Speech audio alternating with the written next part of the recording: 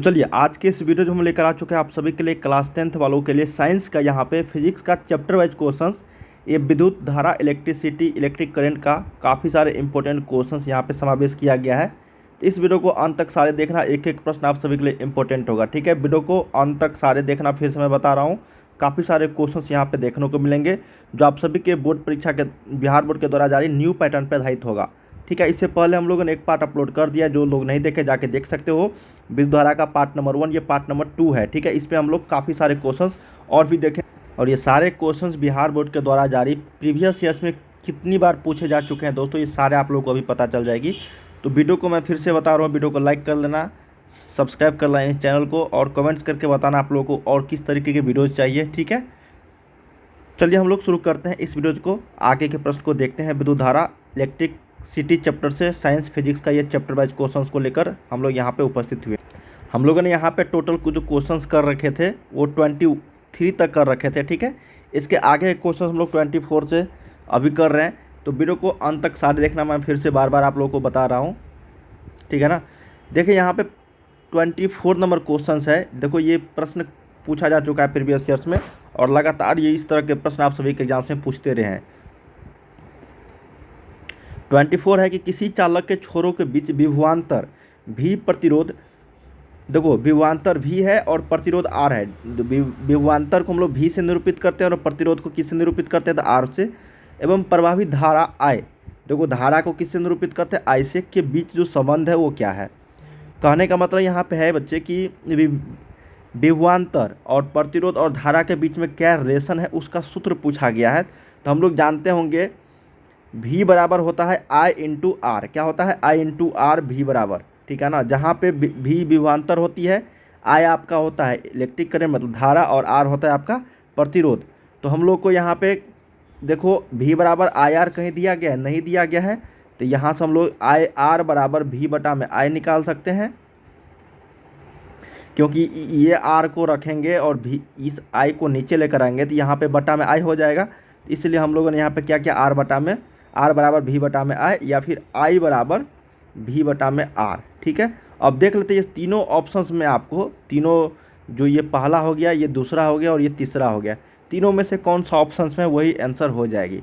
देखो R बराबर V by I यहाँ पे दिख रहा है, तो ऑप्शन नंबर आपको 24 का C दिख रहा है। बाकी ये दोनों कोई नहीं है। ठीक है ना, यहाँ पे I बराबर R बटा में V, I बराबर V बटा में R होना चाहिए, लेकिन दिया क्या है, I बराबर R बटा में V। ठीक है ना, तो यहाँ पे 24 का C।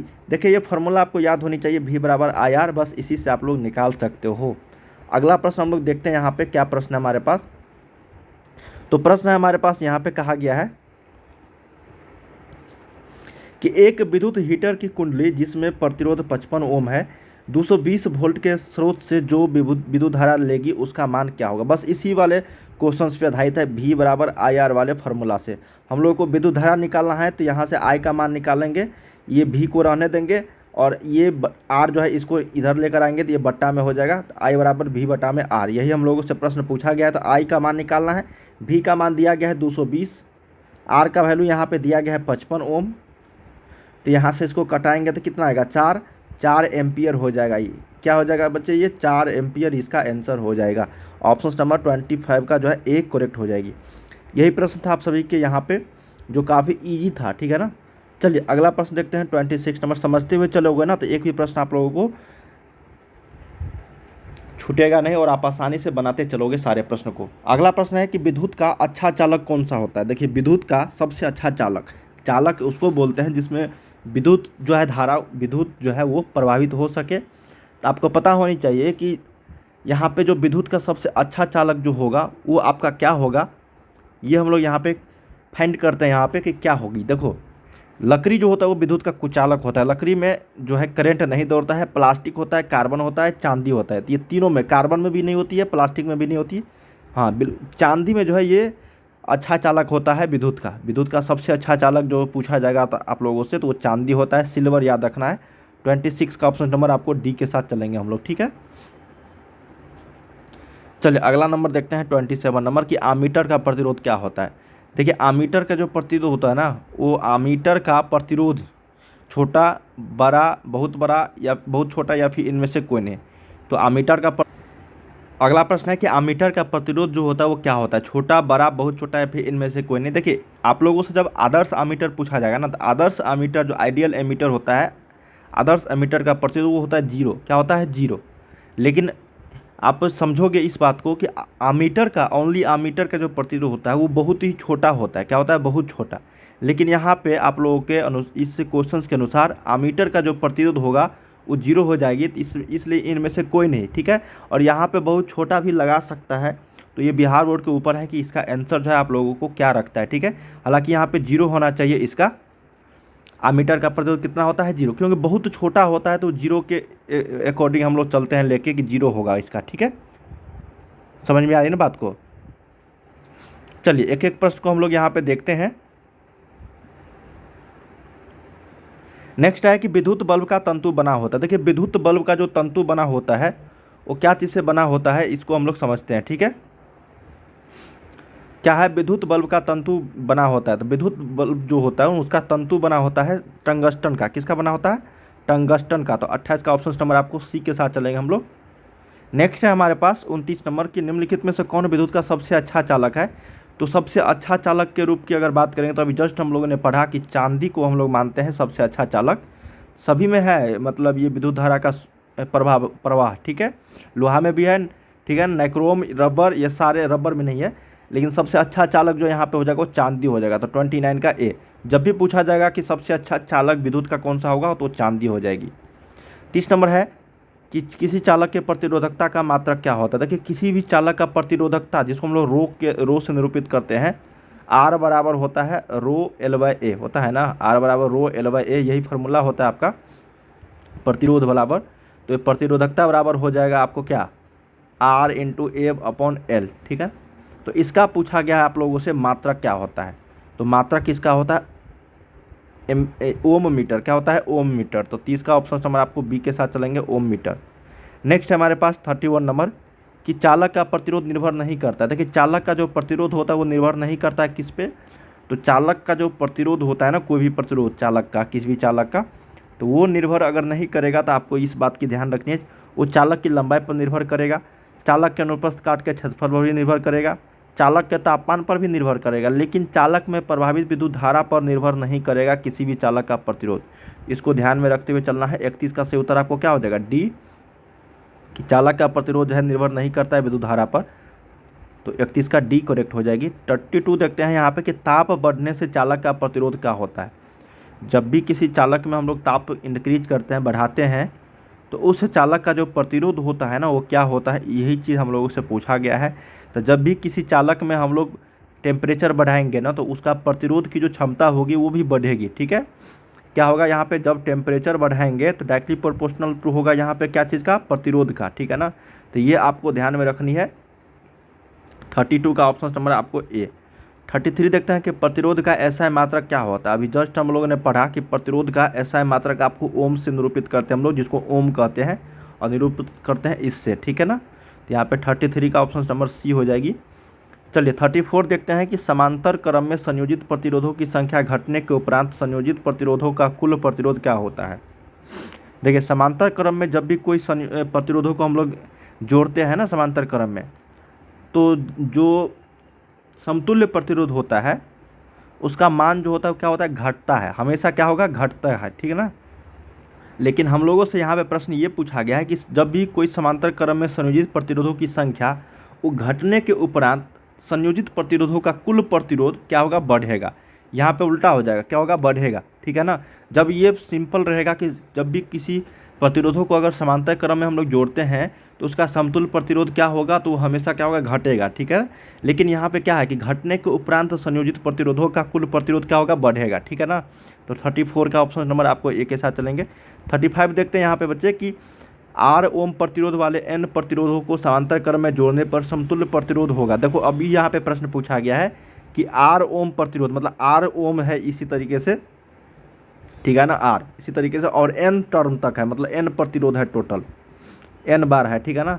तो इसका समतुल्य प्रतिरोध क्या होगा। देखिए समतुल्य प्रतिरोध जो होगा ना, इसको याद रखना, ये फार्मूला के रूप में आप लोग को, जब अगर सेम तरह का प्रतिरोध दिया जाएगा ना और ये एन टर्म तक रहेगी, तो इसका फार्मूला आप लोग को याद होगा, आर बटा में होता है एन। क्या होता है? आर बटा में एन। मतलब प्रतिरोध जो, जैसे आर के जगह पे यहाँ पे अगर 2 रहता, ठीक है ना, आर बराबर 2 ओम रहता है रेसिस्टेंस प्रतिरोध का मान, और ये एन है, मान लेते हैं कि ये 5 बार रहता, ठीक है ना, 5 टर्म तक आपको निकालना था, तो ये 2 बटा में 5 हो जाता है आंसर। ठीक है, इसको ध्यान में रखना है। 35 का ऑप्शन नंबर सी हो जाएगी। 36 देखते हैं कि 10 ओम एवं 20 ओम के दो प्रतिरोधकों को श्रेणी क्रम में जोड़ने पर समतुल्य प्रतिरोध जो होगा वो क्या होगा।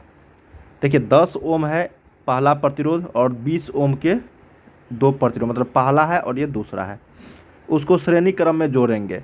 तो श्रेणी क्रम में जब भी जोड़ते हैं ना किसी प्रतिरोध को, तो हम लोग क्या करते हैं, इसको समतुल्य प्रतिरोध निकालेंगे।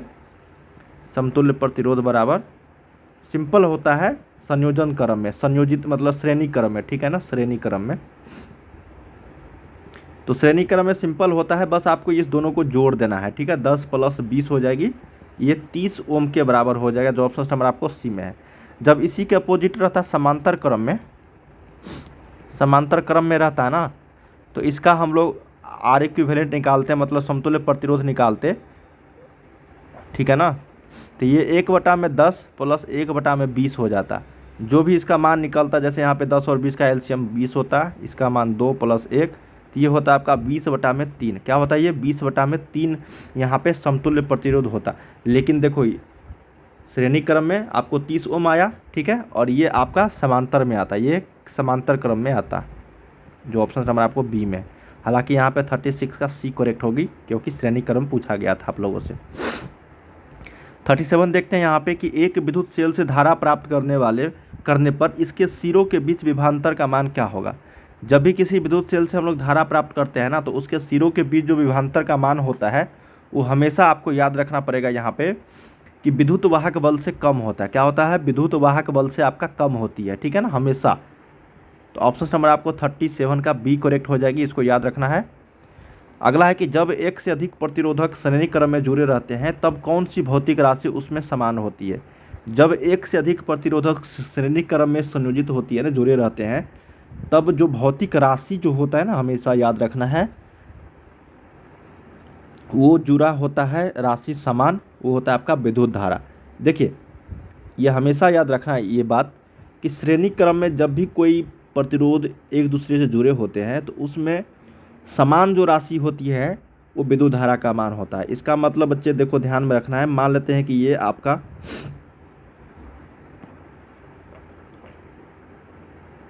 देखो, इसको ध्यान में रखो आप लोग, ये मान लेते हैं आपका श्रेणी क्रम है, ठीक है। श्रेणी क्रम में कोई टर्म जुड़ा हुआ है, इसका मान 2 ओम है, इसका मान 3 ओम है, इसका मान 4 ओम है, इसका मान फिर 5 ओम है, ठीक है।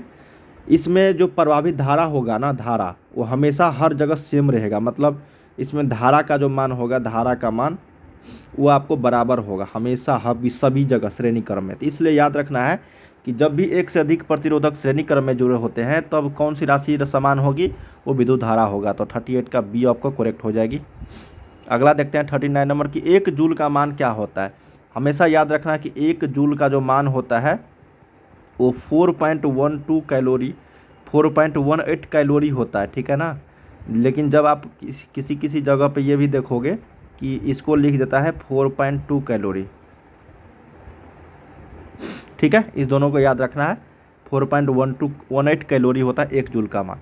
अगला है 40 नंबर की ऊर्जा का एसआई मात्रक क्या होता है। देखिए ऊर्जा का एसआई मात्रक की अगर हम लोग बात करेंगे, तो ऊर्जा का एसआई मात्रक जूल होता है। देखिए ऊर्जा का हो गया, कार्य का हो गया, ठीक है ना, गतिज ऊर्जा हो गया, या फिर कोई भी ऊर्जा हो, किसी भी तरह का ऊर्जा के बहुत सारे प्रकार होते हैं ना, तो किसी भी तरह का ऊर्जा अगर होती है ना, तो उसका एसआई मात्रक पूछा जाएगा, तो हमेशा याद रखना क्या होगा, जूल होगा, ठीक है। अगला है 41 नंबर की विद्युत फ्यूज विद्युत धारा के किस प्रभाव पर कार्य करता है। देखिए विद्युत फ्यूज जो होता है ना, विद्युत धारा के, याद रखना होगा ये बात कि वो धारा के उष्मीय प्रभाव पे कार्य करता है, ठीक है ना। विद्युत धारा के किस पे, तो उष्मीय प्रभाव पे। तो 41 का ऑप्शन नंबर आपको ए। 42 देखते हैं कि विद्युत हीटर के तार की कुंडली बनी होती है। देखिए विद्युत हीटर एक होता है विद्युत बल्ब, जब विद्युत बल्ब पूछा जाएगा तो टंगस्टन का बना होता है, जब विद्युत हीटर पूछा जाएगा तो नाइक्रोम का बना होता है। इसको ध्यान में रखना है आप लोगों को। 42 का ऑप्शन नंबर आपको डी के साथ कन्फ्यूज मत होना है, विद्युत बल्ब में टंगस्टन, ये बल्ब की बात होगी, और विद्युत हीटर की जब बात होगी तो आपको नाइक्रोम की बात होगी, ठीक है। अगला है 43 नंबर कि विद्युत परिपथ का वह गुण जो विद्युत धारा को ऊष्मा में बदल देता है क्या कहलाता है। किसी परिपथ का वह गुण जो विद्युत ऊर्जा को ऊष्मा में बदल देता है उसको हम लोग क्या बोलेंगे, उसको बोलेंगे प्रतिरोध। प्रतिरोध का काम ही है कि जो भी कोई विद्युत ऊर्जा है उसको ऊष्मा में प्रतिरोध, ठीक है ना, किसी भी चालक का वो प्रतिरोध करता है तो उसमें क्या होगा, ऊष्मा उत्पन्न होगा, ठीक है ना। और प्रतिरोध में क्या चीज़ प्रतिरोध करता है, तो वो होता है इलेक्ट्रॉन। क्या होता है, इलेक्ट्रॉन, ठीक है। किसी भी चालक में प्रतिरोध का मान क्या होगा, इलेक्ट्रॉन वो प्रतिरोध करते रहता है गति में। तो 43 का ऑप्शन नंबर आपको ए करेक्ट हो जाएगी। 44 देखते हैं कि विद्युत ऊर्जा का व्यापारिक मात्रक क्या है। देखिए विद्युत ऊर्जा का भी जस्ट हम लोगों ने एसआई मात्रक पूछा है, बताया था एसआई मात्रक क्या होता है, तो एसआई मात्रक तो जूल होता है किसी भी ऊर्जा का। लेकिन व्यापारिक मात्रक, व्यवहारिक मात्रक जब पूछा जाएगा विद्युत ऊर्जा का तो आपको याद रखना पड़ेगा, यहाँ पे क्या होगा, किलोवाट घंटा होगा। क्या होगा, किलोवाट घंटा, ठीक है। ऑप्शन नंबर 44 का सी। 45 देखते हैं कि निम्नलिखित में से किसका अर्थ जल होता है। देखिए जल जो होता है ये आपका यहाँ पे हाइड्रो का होता है, हाइड्रो बम जो आप लोग जानते होंगे उसको हम लोग पानी बम, जल बम, ठीक है, बोलते हैं ना, तो ये हाइड्रो होता है। हाइड्रो का अर्थ क्या होता है, जल। विद्युत शक्ति का एसआई मात्रक क्या होगा। देखिए विद्युत शक्ति का एसआई मात्रक जब पूछा जाएगा तो आपको वाट लगाना है बच्चे। क्या लगाना है, वाट। समझ में आ रही ना। पी से निरूपित करते हैं हम लोग विद्युत शक्ति को, पावर, जिसको हम लोग क्या बोलते हैं, पावर बोलते हैं। और वाट को डब्लू से निरूपित करते हैं। नेक्स्ट है कि किसी बल्ब पर 220 वोल्ट पर 2 एम्पियर की धारा प्रभावित होती है तो फिलामेंट का प्रतिरोध क्या होगा। तो अभी जस्ट हम लोगों ने पढ़ा कि ये सिंपल है कि V बराबर IR होता है। V का मान दिया गया आपको 220, ए एम्पियर का मतलब I का मान दिया गया है आपको 2 एम्पियर मतलब 2, और R का वैल्यू हम लोगों से पूछा गया है तो सिंपल निकालो, R बराबर क्या हो जाएगा, V बटा में I। तो V का मान कितना 220, I का मान 2, तो प्रतिरोध का मान 110 ओम हो जाएगा। 220 में 2 से भाग देंगे तो कितना होगा, 110। तो 110 ओम इज़ द राइट आंसर। अगला है कि 1 किलोवाट घंटा निम्नलिखित में से किसके बराबर है। तो 1 किलोवाट घंटा जो बराबर होगा वो होता है 3.6 गुने 10 के पावर 6 जूल के बराबर। इसको याद रखना है, ये बच्चे पूछा जाता रहा आप लोगों से डायरेक्ट कि 1 किलोवाट घंटा किसके बराबर होगा, तो ये हो जाएगा आपका किसके, तो 3.6 गुने 10 के पावर 6 जूल, ठीक है। चलिए अगला प्रश्न देखते हैं 49 नंबर। हम लोग कहा गया है कि 100 वाट का विद्युत बल्ब 250 वोल्ट के मेन से जोड़ा जाता है तो बल्ब से प्रभावित धारा का मान क्या होगा। यहाँ पे वाट का प्रयोग किया गया है, तो हम लोग जानते हैं एक फार्मूला इसका, ये होता है आपका P बराबर VI होता है। मतलब आपको पावर बराबर शक्ति बराबर होता है V इंटू आई। V का मतलब विभवांतर और I का मतलब धारा। यहाँ से धारा का मान पूछा गया है, 2 मान दिया गया है, ठीक है। P का मान दिया गया है, ये P का वैल्यू है बच्चे, और ये आपका V का वैल्यू है। हम लोगों से पूछा गया I का वैल्यू, तो I बराबर क्या यहाँ पे हो जाएगा P, इस V को लेकर जाएंगे नीचे में तो ये हो जाएगा P बटा में V, ठीक है। P का वैल्यू दिया गया है आपको 100 और V का वैल्यू दिया गया है 250। जब इसको हम लोग करेंगे कैलकुलेशन तो ये हो जाएगा 25, फिर एक ऊपर जाएगा तो 0.4 एम्पियर हो जाएगा। क्या हो जाएगा, 0.4 एम्पियर। जो ऑप्शन नंबर आपको बी में है, ये फार्मूला बेस्ड क्वेश्चन था, ठीक है ना, सिंपल प्रश्न था। तो 49 का ऑप्शन नंबर आपको बी हो जाएगी यहाँ पे। 50 नंबर देखते हैं कि किसी विद्युत बल्ब पर 220 वोल्ट तथा 100 वाट अंकित है। जब इसे 110 वोल्ट पर प्रचलित करते हैं तब उसके द्वारा अपभुक्त शक्ति कितनी होगी। सबसे पहले तो यहाँ से हम लोग शक्ति निकाल लेंगे, धारा का वैल्यू, ठीक है ना। धारा का वैल्यू निकाल के तब उसके बाद यहाँ से हम लोग क्या करेंगे, शक्ति का मान निकाल लेंगे, ठीक है। ये आपको P बराबर दिया गया है कितना, 100 वाट। देखो W जिसमें लिखा रहेगा ना W, तो इसका मतलब ये P का वैल्यू दिया गया है, ठीक है। P बराबर VI वाले फार्मूला में P यहाँ पे क्या है, शक्ति है, V बराबर क्या है आप यहाँ पे विभवांतर है, और I का मान क्या है आपका धारा है। और ये 220 वोल्ट जो दिया गया है ये आपका क्या है, वोल्ट है, विभवांतर है, ठीक है, 220 वोल्ट। यहाँ से हम लोग I का वैल्यू निकाल लेंगे। I का मान होता है P बटा में V, तो I का वैल्यू 100 बटा में 220, तो ये हो जाएगा आपका कितना, 10 बटा में 22। ये I का वैल्यू हम लोग रख देते हैं अभी 10 बटा में 22 एम्पियर हो जाएगा। जब बोला गया है अगला टर्म में, यहाँ से देखो यहाँ तक में हम लोगों ने आई का वैल्यू निकाल लिया 10/22 एम्पियर। अब आगे पढ़ेंगे कि जब इसे 110 वोल्ट पर प्रचलित करते हैं, मतलब आई का मान तो निकल गया, इसी आई का मान दे के हम लोग 120 वोल्ट पर कितना शक्ति उत्पन्न होगी वही हम लोगों से पूछा गया है। तब यहाँ से P बराबर V इंटू आई वाले फार्मूला से हम लोग पावर निकाल लेंगे। V का वैल्यू दिया गया है कितना 110, और I का वैल्यू हम लोग निकाले हैं कितना 10/22, तो ये 10/22, तो ये 22 पंचे 110 हो जाएगी, 10 पंचे 50 वाट हो जाएगा। वाट का मतलब हुआ यहाँ पे पावर हम लोगों से पूछा गया था, सभी में देखो वाट लगा गया है, तो ये 50 what is the right answer हो जाए। ये फार्मूला बेस्ड था, बहुत सारे छात्रों से नहीं बनता ये क्वेश्चन, ठीक है ना। तो हारना नहीं, आप लोगों को हिम्मत नहीं हारना है। इससे इजी क्वेश्चन आप लोगों के क्वेश्चन एग्जाम्स में आएंगे, और इस तरह के प्रश्न आप सभी के एग्जाम्स में जब पूछे जाएंगे तो आप बना भी सकते हो, या नहीं बनाओगे तो आगे प्रश्न देखना, क्योंकि आपको दोगुने विकल्प के साथ क्वेश्चन आ रहे ऑब्जेक्टिव में, तो जो आपको इजी लगे वही बनाना, ठीक है। जिसमें आपको लगता है कि डाउट है उसको छोड़ देना। अगला है प्रश्न 51 नंबर कि निम्नलिखित में से कौन सा पद विद्युत परिपथ में विद्युत शक्ति को निरूपित नहीं करता है।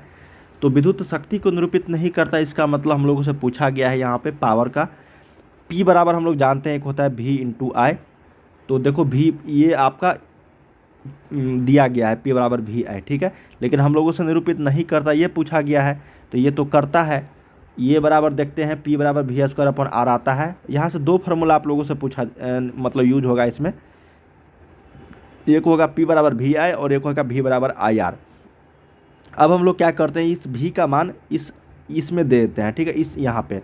तो देखो P का मान यहाँ से हो जाएगा, V का मान यहाँ पे I इंटू R गुने I, तो ये हो जाएगा आपका कितना I² इंटू I² R, क्योंकि दो वो I है तो ये I² हो जाएगा और एक R है तो यहाँ पे R हो जाएगा। देखो तो ये I² R बराबर P, ये भी फार्मूला यहाँ पे सत्यापित हो रही है। तो पहला और दूसरा तो हो गया। अब हम लोग क्या करते हैं, यहाँ से हम लोग V का मान दिया है ना, तो एक बार हम लोग क्या करते हैं I का वैल्यू रखते हैं, ठीक है। तो I का वैल्यू यहाँ से निकालेंगे तो क्या हो जाएगा आपका V/R हो जाएगी। तो I बराबर V/R जो हो जाएगा, तो हम लोग रखते हैं यहाँ से P बराबर V, I के जगह पे अब रखेंगे V/R, तो ये हो जाएगा V²/R, ठीक है।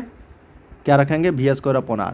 देखो ये भी आ गया V²/R, मतलब आपको A नंबर, C नंबर और D नंबर ये तीनों फार्मूला क्या हो रहा है यहाँ पे सत्यापित हो रही है, लेकिन IR² जो है ये सत्यापित नहीं हो रही है। इसलिए 51 का ऑप्शन नंबर आपको B हो जाएगी कि निम्नलिखित में से कौन सा पद विद्युत परिपथ में विद्युत शक्ति को निरूपित नहीं करता है। इस क्वेश्चन को मैं अभी जस्ट बता भी रहा हूँ एक और अच्छे तरीके से।